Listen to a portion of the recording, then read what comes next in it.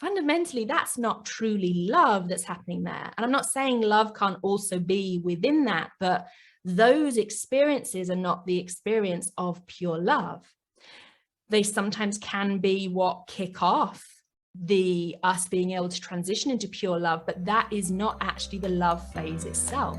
That is the phase of attachment. Hello, it's me, Jo Norton. Yes, I am talking to you from the bathtub, my favourite place to be, where I am most in flow. So why not hop in and join me? The water's warm, the bubbles are high, and we are tapping in to mind, body, and soul. Oh, hang on, just a quick caution. There's likely to be swearing. That's just what happens when I'm excited and in the flow. So if you've got sensitive ears, you might want to scroll on by. See you in the tub.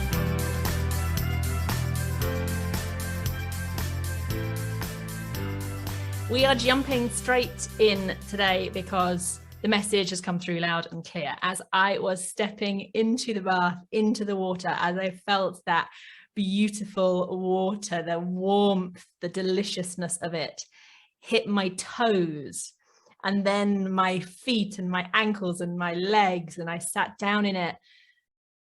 I felt this overwhelmingly beautiful feeling of love flow through me, flow around me, flow as me.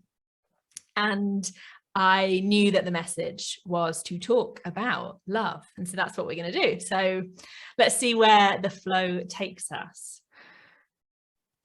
The first thing that's coming through is that love is a really interesting topic to talk about, almost because it has been talked about so much, because it is something we all think that we know, understand, feel, have experienced, so much. And also because it's also one of the things that we often feel we don't experience enough, or in the way we maybe think we should experience, or it's one of the things that sometimes eludes us, or it's one of the things that sometimes confuses us, or it's like equally the most amazing, powerful energy that's absolutely everywhere. And it also sometimes feels like it is one of the things that as human beings we can struggle with, particularly when we talk about loving ourselves, right? It's one of the things that we often feel like, shit, like, is that something that I can say about myself? Is that something that I truly feel? What does that even mean? And the interesting thing about love for me is that it's not all it's cracked up to be. What the fuck do you mean by that, Jo? Love is not necessarily what we have been conditioned to believe it is. And I'm not saying this on my high horse saying, I know what love is and you don't. You know, I'm always coming from a place of standing side by side with you in the truth of our soul, the truth of that beautiful, powerful collective consciousness that flows through all of us.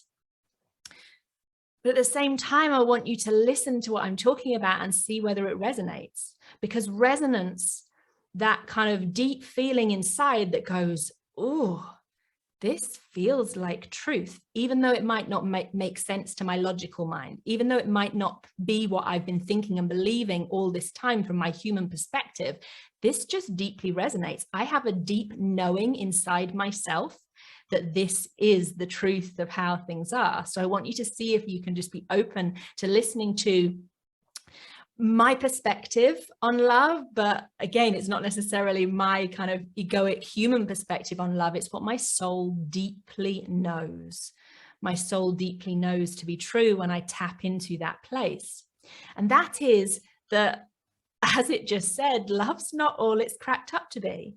Love isn't necessarily what we've seen it to be, what we've been told it is, particularly from things like, all the literature of love in terms of an actual love relationship, a romance, all the rom-coms, all of those sorts of things, right? That actually are depicting not love. not love. As wonderful as it can like feel to read those things and watch those things and hear those stories, we get pulled in because it's not actually the energy of love that's being talked about most of the time. It is what we would call attachment. And there's a massive difference between love and attachment. And there's also, in some ways, they feel so close together, it's hard to pull them apart. So I suppose that's what I'm being guided to right now in the flow, in the bathtub. I am being guided to talk about the difference between love and attachment. And I want you to open up to noticing where potentially these different energies are playing out in your life. I'd invite you to take even just a moment as I'm talking about it to do that. So, love versus attachment.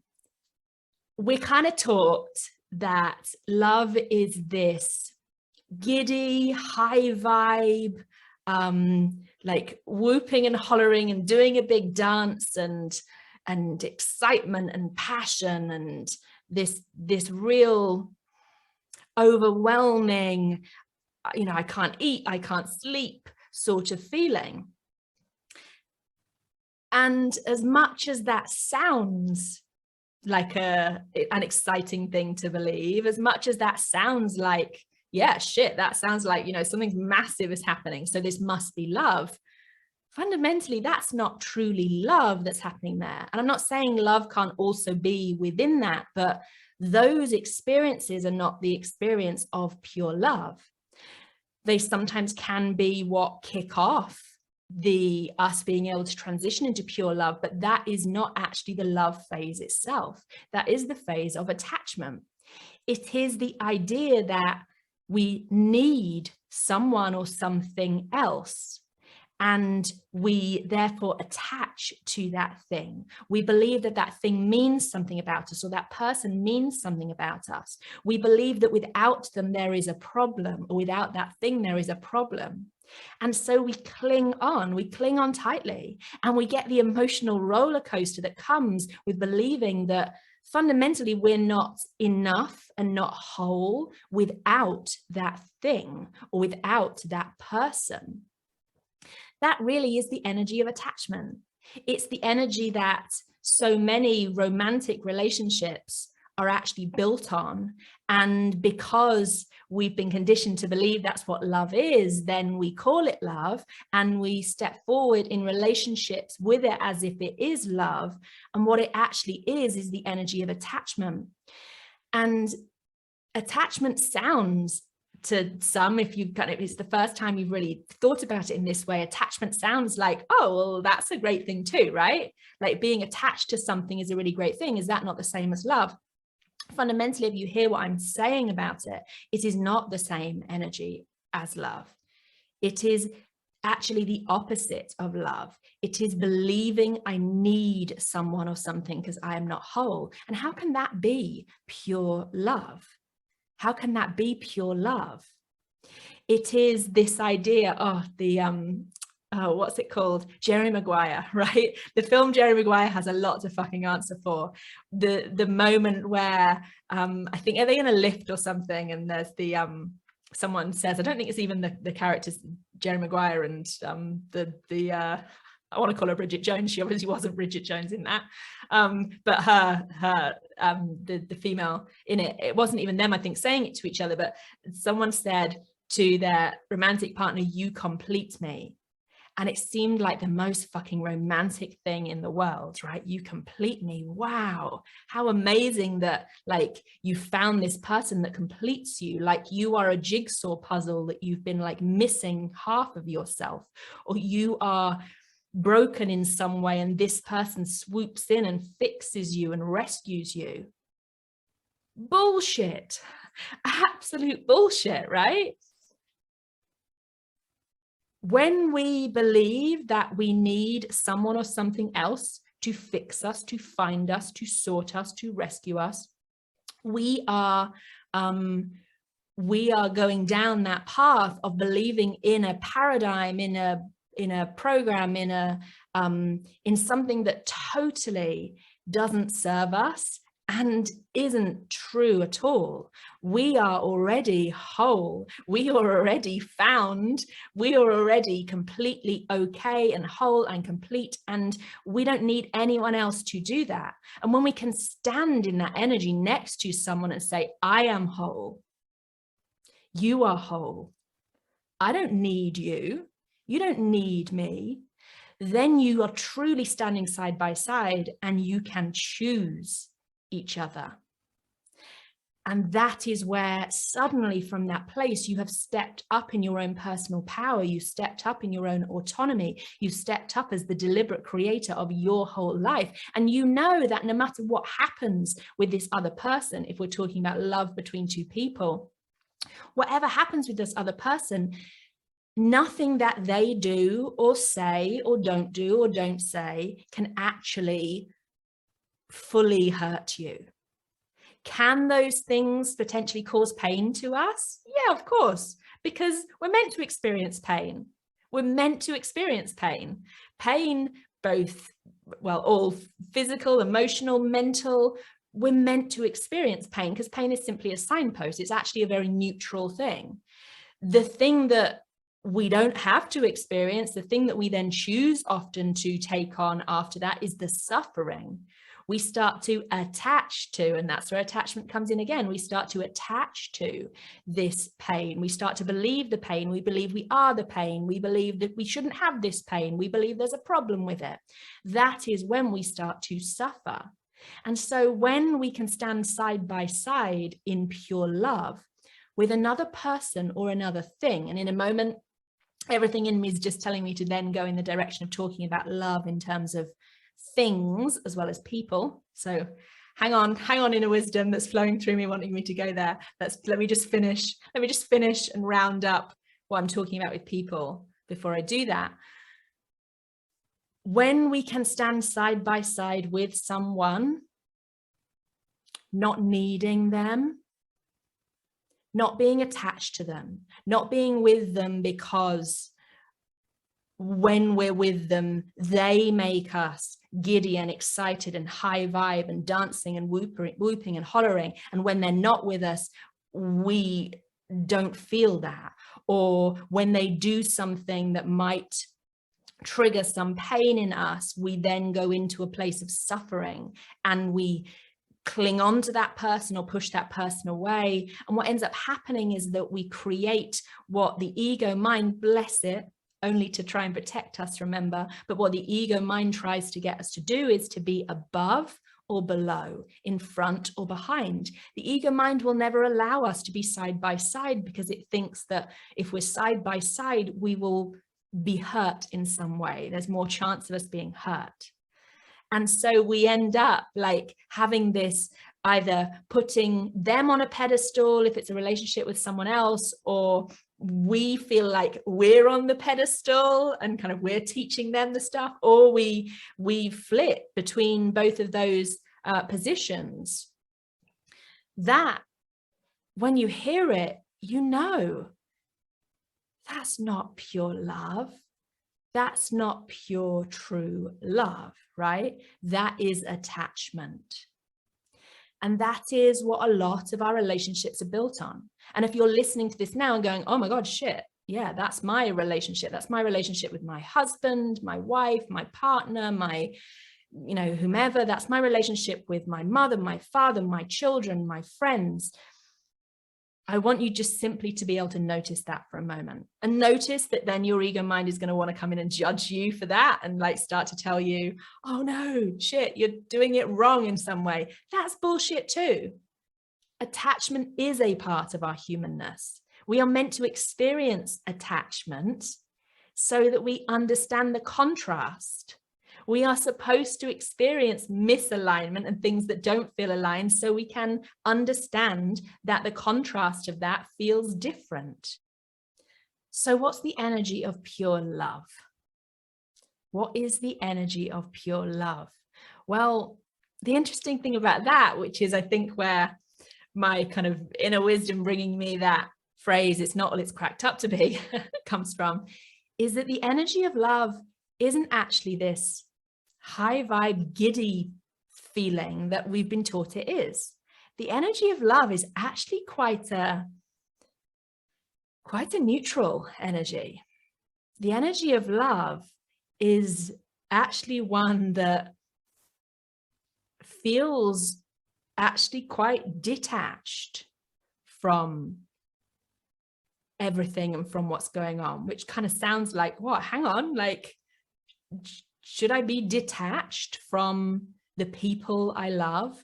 Well, maybe not, but I'm going to say yes. In lots of ways, there is so much power in being detached from those we love, because I'm not talking about disconnection. Attachment is not the same as connection. Detachment is not the same as disconnection. They're both the opposite. Actually, attachment is what stops us having connection, pure love. And detachment is what actually can bring us that beautiful feeling of connection and of love. And so when we can detach from the need for someone else, when we can detach from making everything that they do and say and everything that happens between us mean something about our own worth, when we can detach from that, we can kind of just stand here or sit here in our own wholeness with this beautiful kind of calm water feeling. This beautiful calm water feeling. And that actually is the energy of love. Love is the neutralizing energy. It's why it is probably the most powerful energy that we can ever get into, the most powerful energy and vibration we can ever embrace, utilize, maximize in our lives, because it is not this real high vibe, like dancing on rainbows place where it actually takes some work sometimes to get there. And we kind of know we're not meant to live there all the time. I'm not meant to live in this real high vibe, whooping, hollering excitement all the time. Love is an energy we can live in all the time, because it is a neutralizing one. If we kind of feel into the energy centers in our body, going all the way from the lowest vibration, that doesn't mean bad. We're not talking low and high and good and bad at all, just in terms of it's the slowest vibration. It's the one that's the kind of within our body. It is lower down in our body, that root energy in our body. And then we come all the way up into that highest vibe crown, a kind of energy in our body where we're connected directly to source, to the divine, to consciousness itself, purely to like being the soul. The heart is right in the middle. The energy of the heart and of love is the center. It is right in the middle of all of that. Because it is the neutralizing energy. It is the one that is calm waters. And so being able to embrace this beautiful, calm, neutralizing energy then allows us to get into some high vibe, like beautiful expression and intuition and connectedness with someone else. And also allows us to dance around and play about with those energies of pleasure and of desire and of our humanness. But it allows us to do that from a centered place. It doesn't simply rely on us being with someone else or experiencing a relationship with someone else based out of our fear of not having them, based out of our a feeling of lack of safety, of lack of security. It's a really beautiful neutralizing energy. And so I want you just for a moment to feel that energy. to feel that calm contentment, that energy of pure love, that calm water. And I want you just to feel into that energy that you have for people in your life, and even the people who you don't even know. Just now feel into how you can feel that energy for everyone and for everything. And then when we talk about everything, we recognize that this energy of attachment versus love actually is playing out not just in our relationships. I'm not just talking about love in relationships. I'm talking about love for everything, and the attachment we can have to things like money, where we're trying to cling on to it and we're putting it up on a pedestal thinking it's something I need and there's something wrong if I don't have it, or we're putting it below us and we're saying, like, you know, I don't want you, you're a bad thing, you're the root of all evil, or whatever else comes up, right? Our attachment to things like money, our attachment to things like our businesses, if we have a business, or our jobs, or our home, or whatever else it is, just recognizing that the energy of attachment actually is an energy that kind of feeds off the idea that we are not whole as we are. And I want you just to notice for a moment that bringing in the energy of pure love, that neutralizing energy, not only is a powerful thing for us to do in our relationships, but it's a powerful thing for us to do in relation to everything in our lives. And so for a moment, let's just really fucking feel it. Let's just really fucking feel it. Put your hand over your heart, right? The heart is the place where our minds have kind of told us, like, we say that this is where love resides. And of course, you know, it's true and not true all at the same time. It resides in all of us. We are love. We are pure love. But by using a place where the mind tends to think about the idea of love, the heart, it can be then useful for the mind to get on board as well. So put your hands over your heart and just take a few deep breaths. Just take a few deep breaths in and out. And just notice for a moment as your shoulders lower, as your chest opens. Maybe you might have to physically open it yourself, put your shoulders back and lower them. As you sit up just a little bit more, just notice that energy of love radiating out from this heart center. Notice the energy of love as pure light, just radiating out.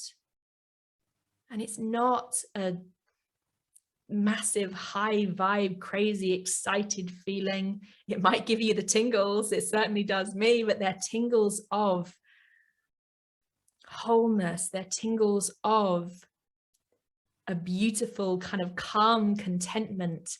They're tingles of light just radiating out for you, for yourself, and then out to others and out to all of the things, all of the tangible things and all of the kind of the abstract things you believe you have in your life, or believe you don't have in your life but would want. Just feel the energy of pure love radiating out and around and mingling around those things. And just notice that it's that pure energy of love radiating out that allows the attachment to start to release itself, that allows those cords and those threads that feel like they're attaching you to needing someone or something. Oh, they just start to melt away, to dissolve, to fall away. That's the energy of love. That's the energy that I would invite you for the next few seconds, minutes, hours, days, weeks, months, years, or maybe just for the rest of your life to consciously, on purpose, call in every fucking day. as often as possible, just to sit in that energy of pure love and to open your heart out, to shine that love, that light out to everyone and everything. That's the energy of love. And that is what is going to release the attachment that can keep us feeling stuck and tied. And just to open us up to something, more beautiful, more freeing, more powerful, and fundamentally so much more fucking true. I'm so happy you joined me for a spiritual soaking. I don't know about you, but I am pruning up quite nicely here, so it's probably time to hop out. Make sure to hit the likes and subscribes and all that jazz, and I'll see you again soon for our next Tub Talks.